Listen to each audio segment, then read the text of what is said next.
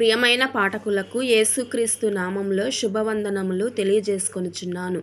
ప్రియులారా, క్రైస్తవులమైన మనము ప్రతిదినము ఒక అధ్యాయము దేవుని వాక్యము చదువుట మన జీవితములకు, మన కుటుంబములకు ఎంతో దీవెనకరము, ఆశీర్వాదకరము. కావున ఈరోజు మనము కీర్తనల గ్రంథము 41వ అధ్యాయము చదువుకుందాము.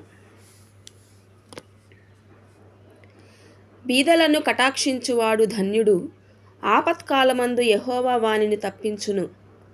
యెహోవా వానిని కాపాడి బ్రతికించును. భూమి మీద వాడు ధన్యుడగును. వాని శత్రువుల ఇచ్చకు నీవు వానిని అప్పగింపవు.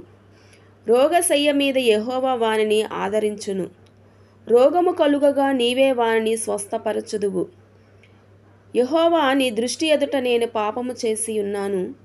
నన్ను కరుణింపుము, నా ప్రాణమును స్వస్థపరచుము అని మనవి చేసి ఉన్నాను. అయితే నా శత్రువులు నా విషయమై చెడ్డ మాటలాడుచున్నారు. వాడు ఎప్పుడు చచ్చును, వాని పేరు ఎప్పుడు మాసిపోవును అని చెప్పుకొనుచున్నారు. ఒకడు నన్ను చూడవచ్చిన ఎడల వాడు అబద్ధమాడును. వాని హృదయము పాపమును పోగు చేసుకొనుచున్నది. వాడు బయలు వెళ్ళి వీధిలో దాని పలుకుచున్నాడు. నన్ను ద్వేషించు వారందరూ కూడి నా మీద గుసగుసలాడుచున్నారు. నశింపచేయవలెనని వారు నాకు కీడు చేయని ఆలోచించుచున్నారు. కుదరని రోగము వానికి సంభవించియున్నది.